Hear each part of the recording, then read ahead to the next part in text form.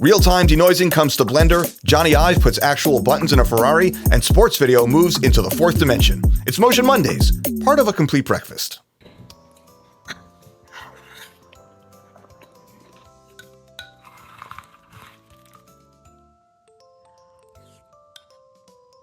They're pretty good.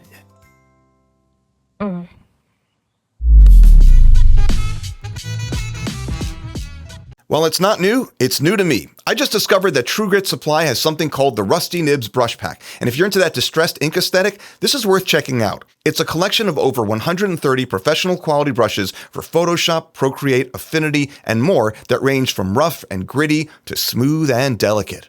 What makes these interesting is that they're all built from scratch using original analog brushes and texture samples, so you get that authentic tactile feel of ink on paper, but with all the convenience of working digitally. The pack includes realistic ink washes and watercolors with actual bleed and blend effects. Visign Academy just released a massive free ebook with over 400 pages of practical art tips and exercises, and honestly, it's kind of ridiculous how much is packed in here. The PDF compiles 102 cheat sheets that they've shared on social media throughout the year, covering fundamentals, design principles, and storytelling techniques. We're talking about dynamic perspectives, viewing angles, strong compositions, brushwork, values, colors, textures, anatomy basics, and a bunch of other really important stuff. There are sections on character design, environment arts, prop design, gesture drawing, and even how to use shape language for storytelling. It's free if you sign up on their website, so grab the link in the description. Now for some School of Motion news, and there is a lot happening. All Access members can now find job listings on our community board with over 150 listings posted already. We're scouring the web for gigs in motion design, animation, 3D, and more so that you don't have to. Also, we have a new course coming in just 1 week, Substance Painter for Motion Designers, where EJ Hassenfratz teaches you pro-level material authoring techniques in over 8 hours of training. Plus, we just had our monthly live guest workshop featuring the incredibly brilliant Keiho Yoshida, where she talked about using stop motion for commercial projects. If you're an All Access member and you missed it, you can watch it on our replay section. And for existing All Access members, we're having our monthly live portfolio review next Thursday, February 26th. Register in the community and come hang out in the side chat.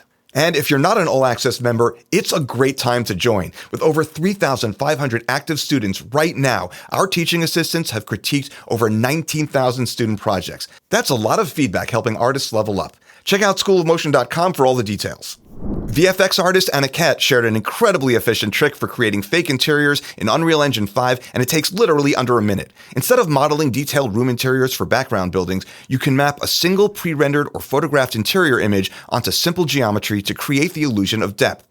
It's a classic optimization technique similar to old-school skyboxes, but applied cleverly to interiors. For background buildings in open-world games, cinematics, or VFX shots where full 3D interiors would be too expensive to build or render, this is a massive time saver. Check out the link in the description to see how it works.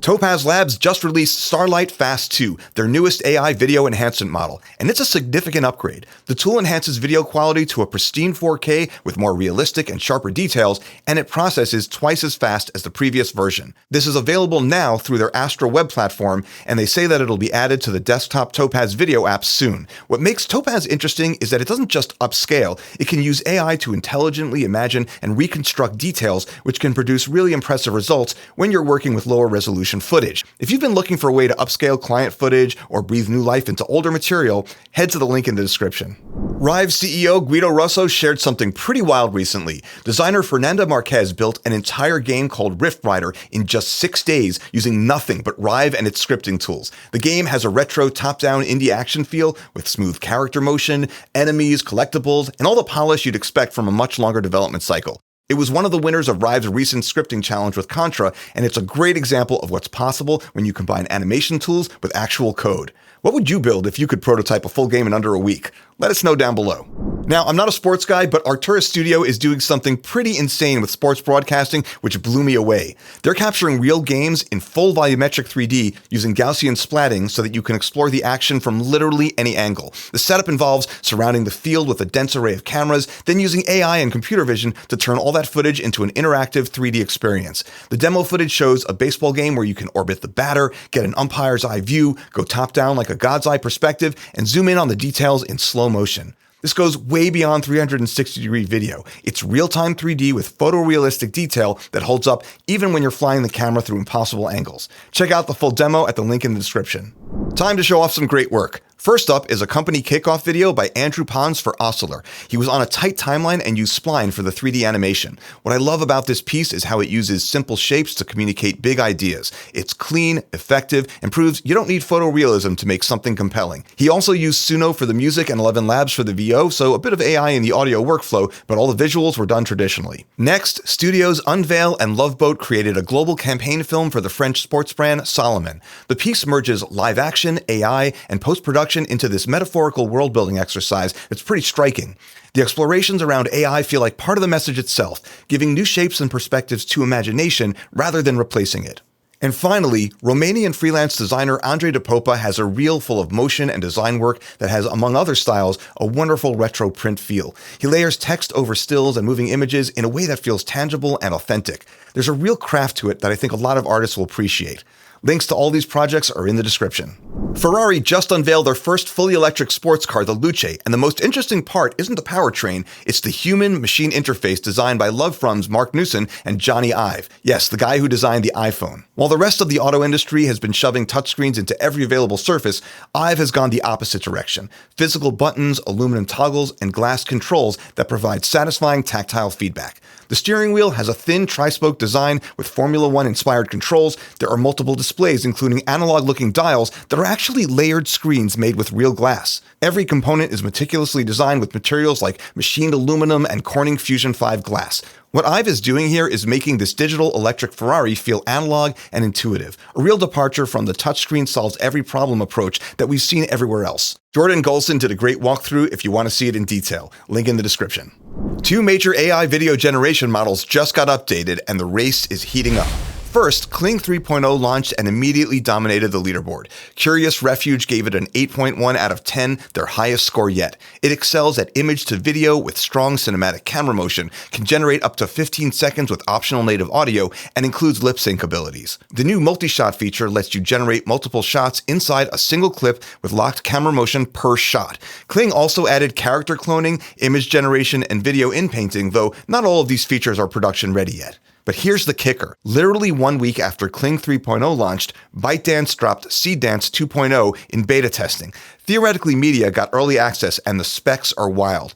Its multimodal model can handle up to 12 reference inputs, 9 images plus 3 videos, and generates native audio. It includes a subvert the plot feature that lets you change the narrative direction mid-video and time loop capabilities. Early tests show it handles character consistency and complex action choreography really well. Both tools are impressive, but the crown keeps shifting. And remember, with great power comes great responsibility. In a world where you can create anything, including videos of real people saying and doing things they didn't say or do, I love olives. Yum.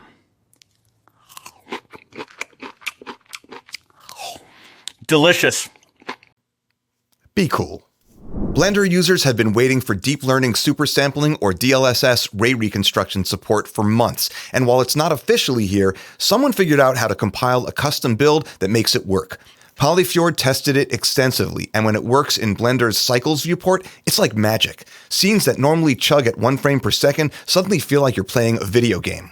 But there are major limitations. DLSS completely breaks with volumetrics, glass materials don't render correctly, and there's heavy ghosting on moving objects. The bigger issue is licensing. NVIDIA's SDK has such strict requirements that the Blender Foundation isn't sure they can legally bundle it with Blender. The good news? This has put pressure on other denoiser developers. OpenImage Denoise 3 is expected to ship in 6 months or so with an improved high-performance denoiser that'll work with all GPUs. So even if NVIDIA's denoiser never makes it into Blender officially, the competition it's creating is pushing everyone forward. Polyfjord's full breakdown is at the link in the description. Our School of Motion Student of the Week is Takako Chen, a graphic designer from the Chicago area, making a transition into motion design. While taking After Effects Kickstart, she completed the Final Countdown project, and it stood out immediately. Every number has its own fun personality with slick, unique animation.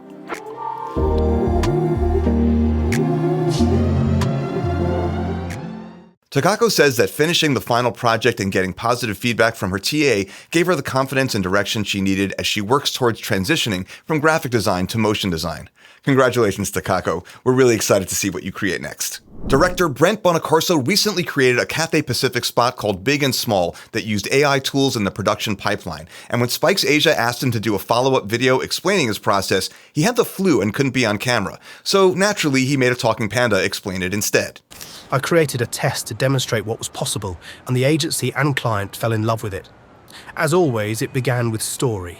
We developed and refined the narrative before generating frames. What started as a joke turned into one of the clearest 2-minute explanations of AI filmmaking that I've seen.